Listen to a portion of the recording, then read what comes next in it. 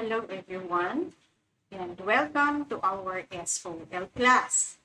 Ngayon po, i-discuss natin ang unang lesson sa Book 4 ng SOL2. Okay. Now, our topic is about the family. Yan. God's original design for human is to have a suitable partner, to care and love each other, and eventually to have a family whose center is the Lord. Okay. The first miracle of Jesus, kung mapapansin po natin, dahil nga si Lord, ang konsepto niya, mahal na mahal niya po ang tao at mahal niya ang pamilya. Kaya nung siya po ang bumaba rito, kung mapapansin natin, ang unang milagrong ginawa niya ay yung sa wedding, no, sa Canaan. Okay?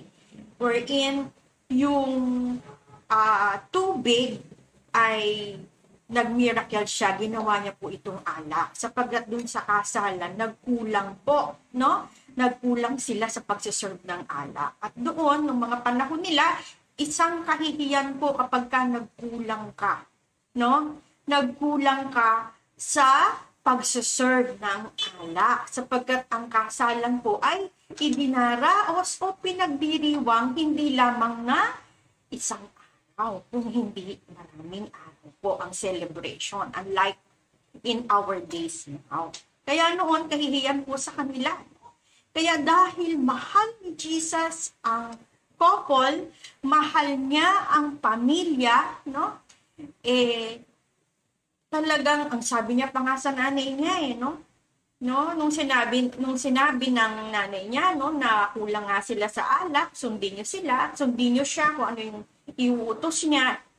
Ang sabi niya sa nanay niya, hindi niya pa talaga oras, no, to perform miracles. But because Jesus love, no, couples, love families, yun po, no, ang unang milagrong ginawa niya ay patungkol dito sa wedding, no, sa mag-asawa. Okay? Now, marriage is a blessing. He who finds wife finds a good thing. Yan, no? Isa raw po, ang asawa ay regalo mula sa Diyos and obtains favor from the Lord. Okay? Kaya po, kapag gusto mong mag-asawa, kay Lord ka talaga hihingi, no? Kasi si Lord ang nagbibigay ng asawang the best, okay? The greatest challenge man ever faces is building a family, no? Dahil, sabi nga nung iba pagka po sila ay nagkakaedad na, no? Ay, sana bata na lang ako. Kasi alam nila hindi naman talaga biro po ang magpamilya. Okay? Isa itong napakalaking hamon, no? Ito ang pinakamalaking hamon sa isang tao, no? Sa lalaki, sa babae, ay na yung pagtataguyod po ng kanilang pamilya. Marriage should only be built between two people. It requires that they both put their efforts into it to meet God's divine purpose of lifting up a generation for Himself. Take note, hindi pwedeng sila lang, no? Hindi pwedeng sila lang ang magsasama. Sabi po rito kailangan magsasama sila upang ang layunin ng Panginoon ay maganap sa kanilang buhay. At yun po ay ang blessed couple, blessed family, kung saan ang sentro po ay ang ating Panginoon. Though women and men are very different from each other, it pleases God to join them when the time is right. Okay? Pag po tama ang panahon na, no, talagang sa una they are being attracted to each other, no? Pero po yung attraction na yan dapat po ikino-confirm yan sa Panginoon through prayer. Lord, siya ba yung will mo para sa akin? Siya ba yung forever ko? Okay? Now, to support them in building the family. Okay? Kasi nga po, kailangan kay Lord po nang gagaling yung partner natin in life. Siya po yung gumagabay at nagbibigay sa atin ng best partner.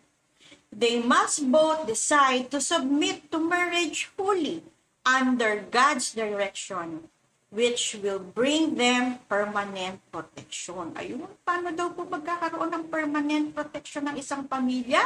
Kapag po ang mag-asawa ay fully submitted doon sa covenant nilang dalawa with God as the center of this covenant. Okay? Dahil kailangan ang direksyon po ng buhay ng nagpapamilya, ng mag-asawa, ay kung ano ang layunin ng Diyos sa kanila. Okay? Yun yung blessed marriage. Wala pong iba.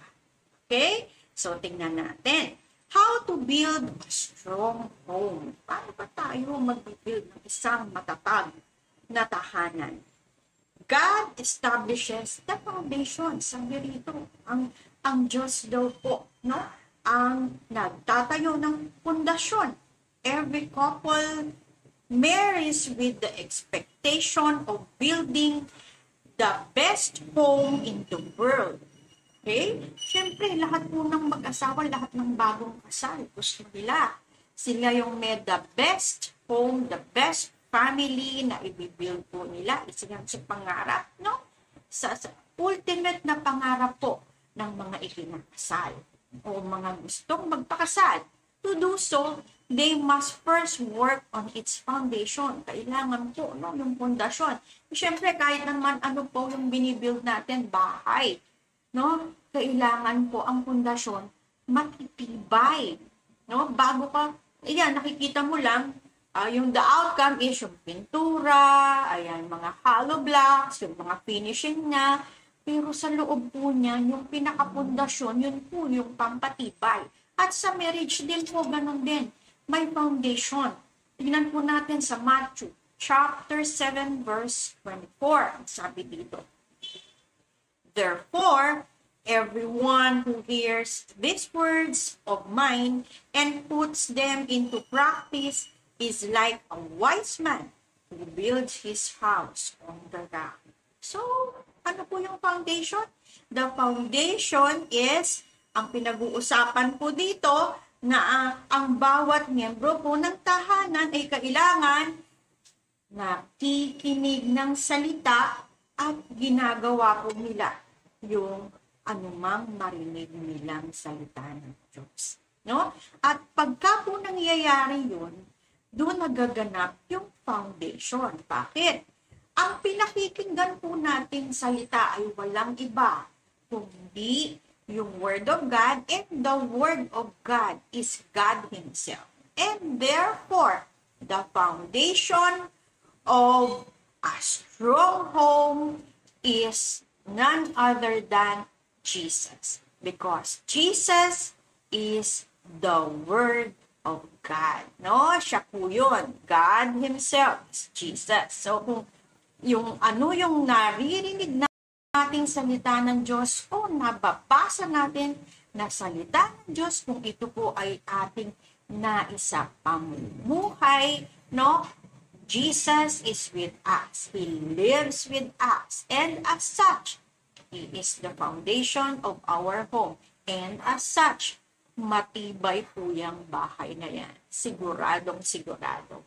God should be the foundation of every family, and He will be if the family fears and hears and put the Word of God into practice. Meron silang banal na pagkatakot sa Panginoon. At dahil doon, no, sila ay pinapakinggan nila yung salita, binabasa nila yung salita, ang pamilya ay nagbubulay ng salita, no? Sapagkat yung kanilang araw-araw na pamumuhay ay umiikot po, no, sa paglakad nila kasama ang Panginoon. Okay? So, ang pundasyon po ba ng tahanan ay depende sa kung ano ang profesyon ng mag-asawa. Halimbawa ay kung abogado yung isa at ang isa ay doktor, magandang magiging pamilya na. Kasi tingnan mo, pag nagkasakit yung pamilya, may doktor na agad sila. Pag may umaapi naman sila, abogado yung isa. Hindi po ganun, no? In a way, the standard of this world, yes. Pero who make things happen po ba? Sino po ba ang nag-aalaw na maging abogado tayo, or maging pulis tayo, or makamit natin yung profesyon na gusto natin? Hindi po ba ang Panginoon? But this is not the foundation of a strong home. No? Hindi rin po kung gaano kalaki yung pera ng mag-asawa sa kanilang mga bangko. Okay? Dahil napakarami pong mayaman dyan, alam natin. Pero, nakikita natin yung relationship nila. No? Sira po ang pamilya. Yung isa, mayroong babae. Yung namang girl, nagsusugal. Yung mga anak, pwedeng ligaw ng landas. No po? Maaaring napakadami mong pera, no? Pero kung hindi ang Panginoon ang sentro ng inyong buhay, no? Bilang isang pamilya, talaga pong masisira. Okay? And ito rin ba, no? Kung saan nanggaling yung pamilya, may kinalaman ba ito? Ay halimbawa, ay galing yan sa royal family, kaya okay yan. Ay, mahirap lang yan. Naku, mahihirapan ka dyan, no? Kung minsan po, ano, yung mga magulang, pag namimili na sila, no? Pag may dinadala sa kanila yung anak nila, may pinapakilala, no? Ito yung mga standards na batayan nila. Ay, naku, saan ba galing na pamilya yan, no? Hindi po tinatanong, Christian ba siya? Nakakilala ba sila sa Panginoon? Ang pamilya ba nila ay pamilya? Hindi po nga ganun, ano? Minsan po, iba-iba din ang mga standard ng family. Pero ano po ba yung dapat? Diba? Dapat po, yung may banal, dapat katakot talaga sa Panginoon. The one who honors God talaga. No? Now, the foundation of a home, na para bang ito yung simento, ito yung ating bakal, ito yung ating mga steel, no? Yung ating mga kahoy na malalaki, no? To use as foundation is really to listen or to hear, no? To keep the Word of God in our hearts and to practice them. Okay? Doon po dapat umiikot yung pagpapamilya. Kaya nga po, dapat kapag po ang pamilya talagang nakakilala na sa Panginoon, kasi pwede namang ang mag-asawa ay nakakilala na sa Panginoon, medyo malalaki na yung mga anak nila eh. Huli na ba ito para maayos yung pamilya? Hindi pa po, no? Dahil ang Panginoon naman po is never late, no, sa pagdating niya sa buhay natin. At kayang-kaya niya pong ayusin, no? Kaya nga napakapalad ng mag-asawa na maliliit pa lang or bago pa sila ikasal, Kristiyano na sila pareho sapagkat matututunan nila yung mga prinsipyo nito. Alam niyo po, I would like to congratulate you SOL2 students. Bakit po?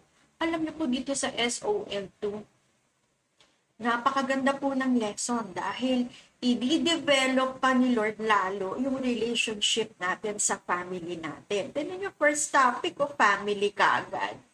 'Di ba? Mas lalo po niyang i-discuss dito kung papaano ang isang tahanan ay magiging masaya, no? Sa pamamagitan po ng kanilang pagsunod sa kalooban ng Diyos. At kung si Lord po ay nasa sentro ng kanilang buhay. Now, building family and home wisely. Paano po natin ito gagawin? Number 1, we build with wisdom. Kailangan po may wisdom daw. Diba? Sabi nga natin, ano ba yung wisdom? Nagiging wisdom lang naman po kapag ka ang salita ng Diyos ay atin pong na-apply sa buhay natin. And that becomes wisdom. So, tingnan natin. Who shall participate in building family or home? Siyempre po, number 1, ang father, tatay. Who shall lead the family in learning the Word of God and encouraging them to obey them, for it is what it means to build his home, his family in a strong foundation. Dapat po nangunguna daw dito ang mga tatay. No?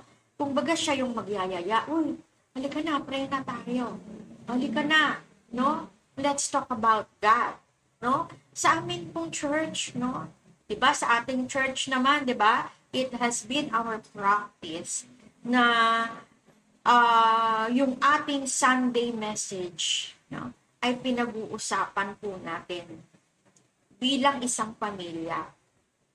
Once a week we gather. And then, tinatanong natin yung members of the family kung ano-ano yung mga takeaways nila. No? As such, din nagkakaroon po talaga ng magandang atmosphere. Bakit? Kaya pinag-uusapan po kung ano yung takeaway, of course, para mai-apply po sa buhay ng bawat isa. And then, the family will pray together. Ibang klase po yun, no? Dahil talagang umiikot po ang buhay ng ating pamilya sa will of God. Okay? Sabi nga doon sa Matthew 7:24, a man built his house on the rock. Ito na po yun. No? Kaya po being the priest in the family, kailangan po ang mga lalaki ay nangunguna po sa paggawa nito. Siya dapat yung nag-gather sa family niya to set spiritual atmosphere para ang pamilya po lalong mapalapit sa Panginoon.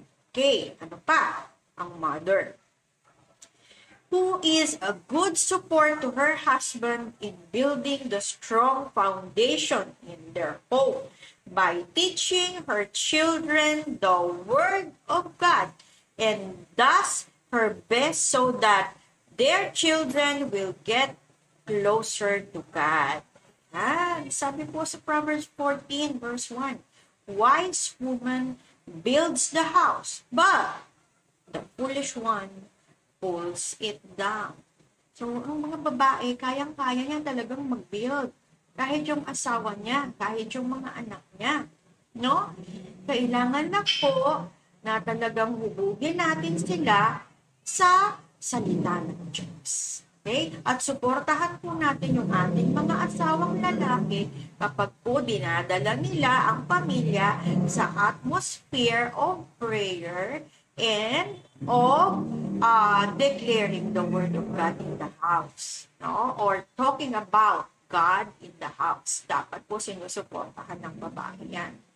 And ang mga babae po dapat be careful kasi alam naman natin ang mga babae minsan ganyan talaga, no? Kasi with our tongue, we can build and we can destroy. Sabi po sa Bible yan. Kaya napakahalaga na ang mga lumalabas sa ating mga bibig, mga kababaihan, is building, no, our husbands and building our children. Okay? Napakalaking bagay po. And then, syempre, sino pa ang magpa-participate dito sa building family? Of course, the obedient children. Take note. Sabi dito, obedient children. No? Who listens to the instruction of their parents. Okay, sabi po dito sa Proverbs chapter 1. Okay, verse 8 to 9. Oh, listen, my son, to your father's instruction, and do not forsake your mother's teaching. They are a garland to grace your head, and a chain to adorn your neck. Ayun, ang linaw po ng sinasabi.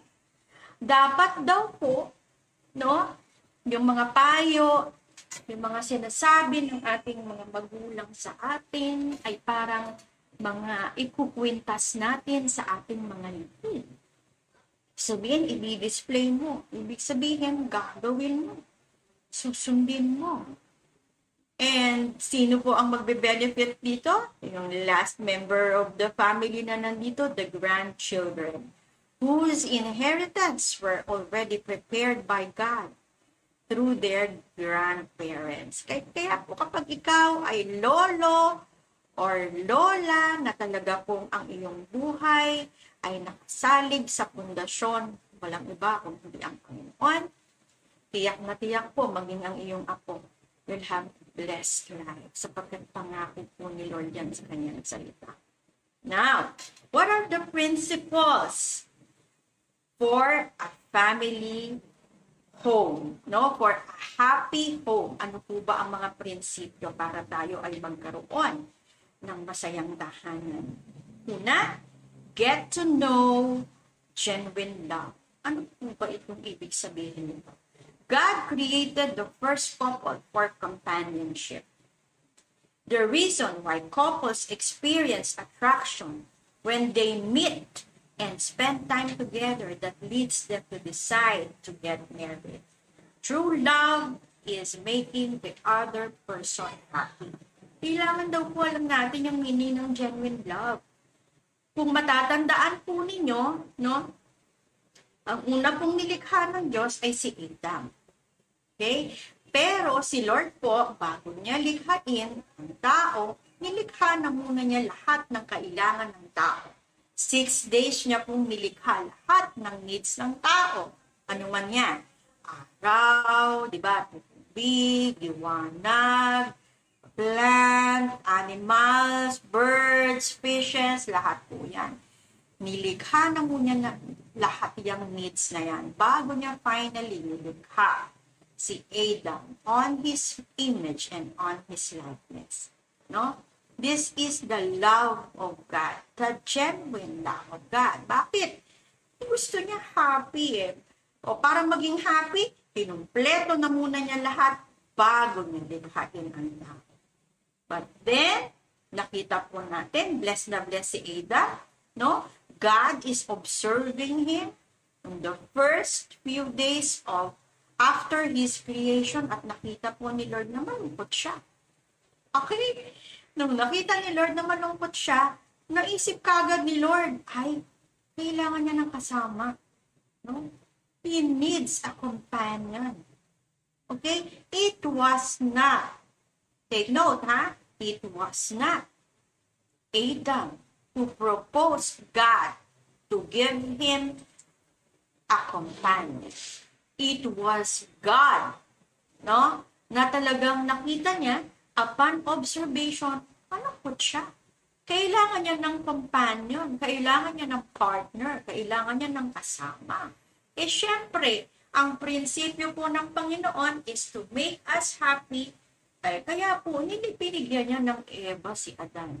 Mula sa kanyang tadyang, no, sa rib niya, kumuha po siya habang natutulog si Adam, and out of it, no, he created Eve para maging companion po ni Adam. At nakita natin, ano, the first marriage in the garden, in heaven happened. Noon pong ibinigay, no, si Eve kay Adam ni Lord. Napakaganda. And this is out of the genuine love of God to men. Dahil nga nakita niya hindi masaya, malungkot si Adam. Gusto niya happy. Kapag pala nagmamahal ka, yung tunay na pagmamahal, gusto mo, yung minamahal mo, masaya. No? Kaya po ibinigay ni Lord si Eve kay Adam. Okay? And the Lord God said, it is not good that man should be alone. Yun po yung sabi sa Genesis. I will make him a helper comparable to him. Ba't sinabing comparable? Dami na niyan nilikha eh. No, comparable ba siya dun sa mga nilikha? Hindi, puro mga hayop yun. Dapat yung kawamis niya. Kaya nga, man and woman, yung isa. Okay? Their names, are rhymes, di ba? Parehong ganon. Sa huling tunog. And another principle is, let God choose your partner. Yun daw po, dapat si Lord. Si Lord nga, di ba? Siya nga yung nagbigay kay Adam ng Eve.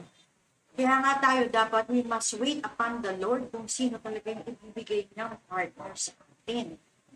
Okay? Or, let's wait for the proper time. Kasi kung minsan, timing talaga yung hindi tama. Kung minsan, hindi pa dapat, nangunguna tayo kay Lord. Okay? Then, the rib which the Lord God had taken from the man, He made into a woman. And He brought her to the man. Ayun. Kasi nga, siya yung pumili. No? Siya yung nagtalaga. Siya yung nagtatalaga. Siya yung nagbibigay ng partner. In choosing our lifetime partner, we should be certain that he or she is the choice of God for us. Dapat sigurado po tayo dito. Kasi ang mga Christian po, dumadaan sila doon sa praying time. No? Na yung dalawa, pagka-attracted sila for each other, no, ang gagawin ng mga pastor, pagpiprayin talaga yan. Doon sa prayer time nila, ang sinasabi nila, hindi na muna sila palaging magkasama dahil nga nagpipray sila. Okay? For the will of God. We should be praying to God for the confirmation of our feelings towards the prospective partner. Kailangan kumpirmado. Marriage is the extension of God's character. No? Dahil dapat daw yung katangian ng Diyos nakikita sa isang pamilya, no? At paano nga ba makikita kung hindi naman natin pinag-aaralan yung salita ng Diyos? Dahil hindi natin na-adapt yung kanyang character. Dahil hindi natin alam. Okay? So yun pala yun, no? Yun pala yung sangkap ng isang masayang pamilya. Na kung ang pamilya po ay nagiging extension ng kamay ng Diyos dahil bakit? Reflection siya pinapakita ng pamilya nito na ito yung ugali po ng Panginoon. Yung pagiging blessing ni Lord, no? Pinadadaan po dito sa mga pamilya ito. Then God said, let us make man in our image according to our likeness. Let them have dominion over the fish of the sea, over the birds of the air. So, pati po yung management ability, pati yung ability to produce wealth. Kasi dito sabi, diba? No? Let them have dominion. Magkaroon sila ng kapamahalaan. So, iyan po talaga, no? Ay originally binigyan tayo ng Panginoon ng ability para mag-manage po. Dahil sa creation pa lang, no? We are given this authority, no? Dominion over this creation. Okay? The purpose of marriage is that God be reproduced through the family. When a family completely surrenders before God and decides to be guided by His words, God sends an atmosphere of holiness that floods the environment in a home. Ganda, no? Kung talaga pong si Lord lang ang magiging pundasyon, sentro, kung ang kanyang salita ay pagpapahalagahan po ng isang pamilya sapagkat ang kanyang salita, no, the word of God is God Himself. Kaya dapat po ganun yung pagpapahalaga natin. Yun yung standard na pinag-uusapan sa isang pamilya. Yun yung mga principles na pinag-uusapan sa isang pamilya. Okay? At yun po ay magiging blessed na family. At sila po ay magiging extension of God's hand. Sila po ay magiging representative ni Lord itong pamilyang ito. Saan sila na? God wants to bless us through marriage. Then, God blessed them and said to them, "Be fruitful, multiply, fill the earth, and subdue it." Remember, no? God did not bless Adam as a single man. Hindi niya pa binless si Adam, no? Siya po ay nag-iisa pa lang. He blessed him when he was with Eve already. No? Doon na nga po nangyayari yung first marriage, yung kanilang union doon sa Garden of Eden. Wherein, nag-proclaim po ng pagpapala, ng blessing sa kanila ang Panginoon. The dominion, no? At saka po yung pagiging fruitful, yung pag-multiply, yun yung mga pinoclaim ni Lord, no, na mangyari po sa buhay nila. God's blessing are complete and comprehensive. Parang insurance, no? Comprehensive. Pag sinabi po kasi comprehensive, parang lahat na nang hahanapin mong nandoon na. Wala ka nang hahanapin na. Wala nang kulang. Because they cover spiritual, economical, and physical areas. So, ganyan po pag magpala ang Diyos sa isang couple. At yan po ay parte ng mga blessing na yan kapag po ang couple ay ikinasa. Kaya nga dapat po napakahalaga, no? Na ang couple ay kasal talaga. Sapagkat sa kasal, ipinoproclaim po sa kanila ang mga blessing na ito. No? The way God did proclaim these blessings in the time of Adam and Eve. Okay? Now, ano pa po yung principles for a happy home? God looks for transparency in marriage. Ayan, walang taguan. And they were both naked, the man and his wife, and were not ashamed. Hindi sila nahihiya. No? Pareho silang hubad. Okay? A man's heart should be open before his wife. And a wife should not keep secrets from her husband. Wala pong liman. Okay? Kahit sa bank account, walang Swiss account. Kasi they share the same wealth. Lahat po nakaganyan, no? Kasi nagtitiwala ang bawat isa. Both spouses should behave with integrity. Ano yung sinasabi? Not doing anything covertly. Kung halimbawang nasa abroad man ang asawa mo, tiwalang-tiwala ka na walang ginagawang kalokohan ng asawa mo. You are confident dahil nga kahit naman nandoon, di ba, you can have your weekly, lalo ngayon, no, digitally talagang napakalaking tulong na meron tayong Facebook, meron tayong Messenger, we can regularly do our prayer, our devotion with our loved ones, with our family, no? Magagawa pa rin natin itong spiritual atmosphere na pinag-uusapan natin, no? Yan na pa kaya ngayong pandemic. Ito yung pinakamagandang nagawa ng pandemic sa isang pamilya, no? That as we are locked down in our house, akala naman ng kaaway, no? Ay talagang nagapi na niya ang mga anak ng Diyos. Hindi. This has been a very, very good avenue para po, no, ang pamilya, yung relationship nila spiritually to God and to each other, lalo po na Diyos. Okay? At wala pong imposible na lahat po, no, ng pamilya ay kaya pong ayusin ng Diyos kung ilalagay lang nila si Lord sa sentro. God wants the man to lead his family. Yan po yung gusto niyang mangyari. Sa 1 Timothy, chapter 3, verse 4 to 5, ang sabi po dito, he must manage his own family well. Yan po dapat, no, na ma-manage daw ng lalaki and see that his children obey him. Kailangan po, sinusunod siya ng mga anak niya. And he must do so in a manner worthy of full respect. Okay? If anyone does not know how to manage his own family, how can he take care of God's church? Kaya po sa bawat leader, talagang isa po ito sa itinataguyod natin, no, na prinsipyo sa bawat leader na kailangan nakakapanguna po tayo sa ating pamilya. Nagsiset tayo ng example, no? Now, sabi po dito, being in charge does not mean having a dictatorial attitude towards your children. Hindi naman parang di ba? Naku, basta ako. Ito yung gusto ko, ito yung masusunod. No? Ang utos ng hari hindi nababali, hindi naman po ganun.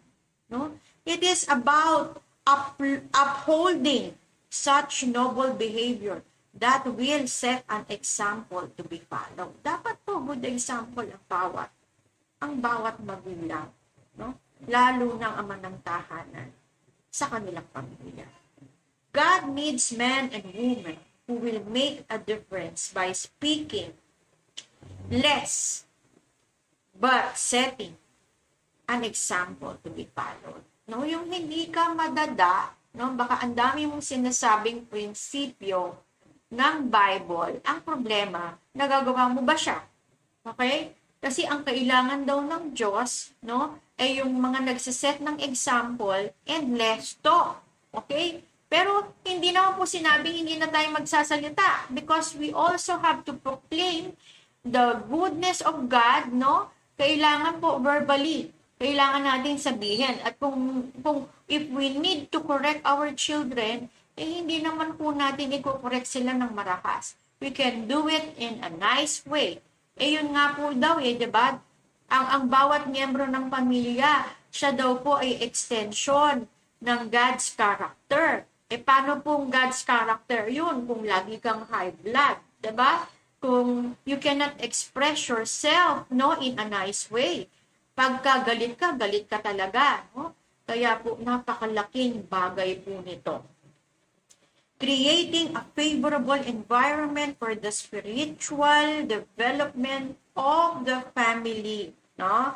Kailangan po. An environment is created through words. No? Dahil, ayan no, sasabihin mo, sinira mo naman ang araw ko kasi nga, no, kung nakapagsalita na tayo, nakapagbitaw na tayo ng mga salitang hindi dapat, nasisira yung environment, nasisira yung araw.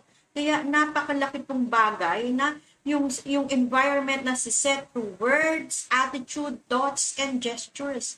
Kahit na tumaas lang yung kilay mo minsan, di ba, no? Naiiba na yung mood, no? So, the key to creating favorable environment is self-control. Napakahalaga po nito, lalo na sa mga magulang.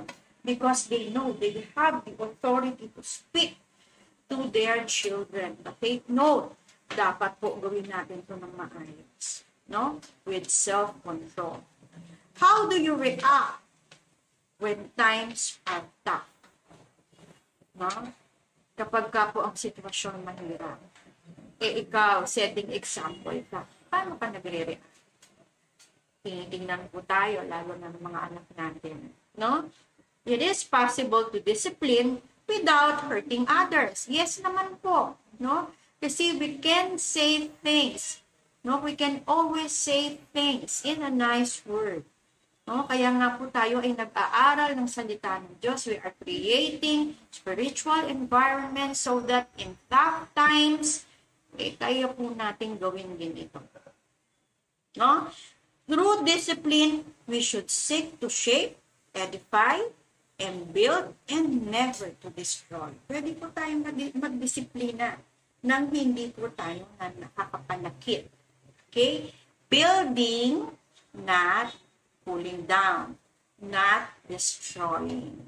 Kaya po napakahalaga na ang laman nito ay ang mga salita ng Diyos, kasi kung ano po yung laman nito, yun yung bumababa sa puso, yun po yung ating sinasabi, at yun po yung ating kinikilos.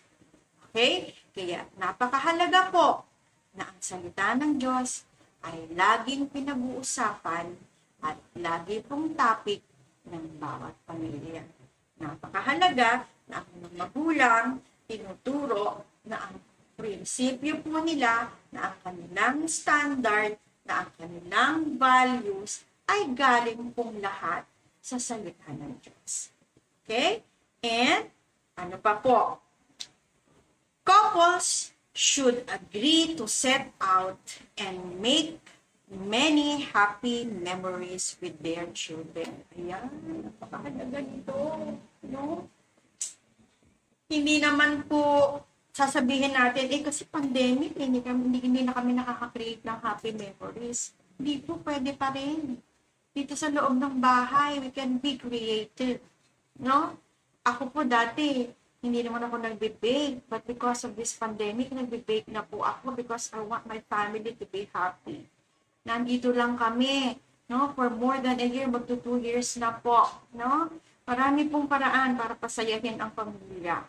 Okay? Create many happy memories. Dahil po yan, no? Yan po chine-cherish ng mga anak yan. Sa paglaki po nila, naaalala pa nila yung mga memories na yan at paulit-ulit po nila yung kinukwento. At pagbusog po sa happy memories ang mga bata, tandaan ninyo. No? Pag sa bahay, punong-puno po sila ng pag-ibig. Kaya po nilang umibig sa iba. Okay? Nang tama. The family started in the Garden of Eden.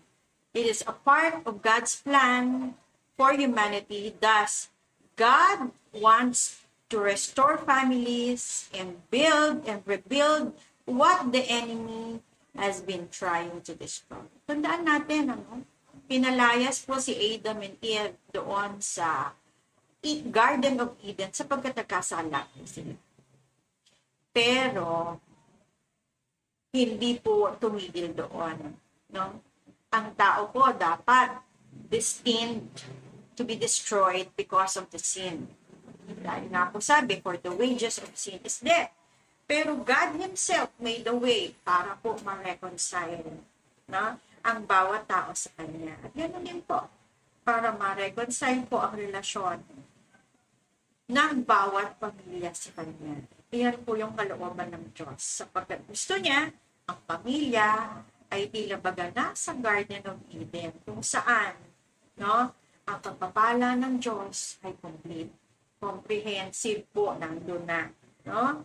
Every family should take time to thank God for His provision, protection, and guidance to them. Dapat po lagi tayong ganyan sama-sama. Bilang pamilya, no? Nagpapasalamat po tayo.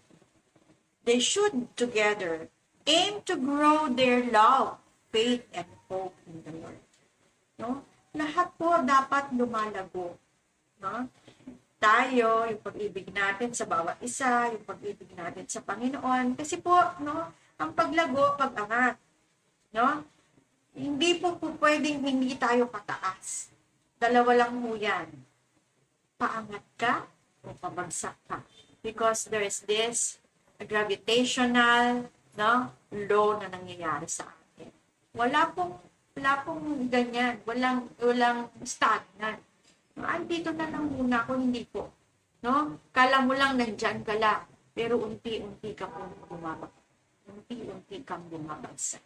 Kaya let us decide to really be connected with God, no? And kasama po natin ang ating pamilya. Okay? Let's make God the foundation of our happy home. Again, maraming salamat po sa inyo.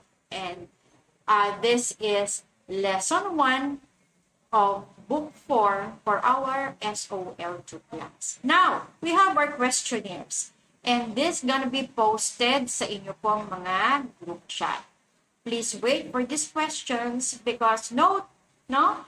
Bago po tayo pumasok sa ating first SOL class which is on October 9, dapat po itong mga sagot nyo rito sa mga questionnaires na ito ay na-submit nyo na po sa akin through Messenger, no? By your handwriting po, susulat nyo po sa notebook ninyo ang mga kasagutan nyo dito at ipapadala nyo po sa akin before our class to comply with the requirement of this lesson. Again, maraming salamat po sa inyong lahat. Please wait for the posting of these questionnaires in your respective group chat po. Kung saan, doon po kayo miyembro ng cell. Maraming salamat po sa inyo. God bless you all.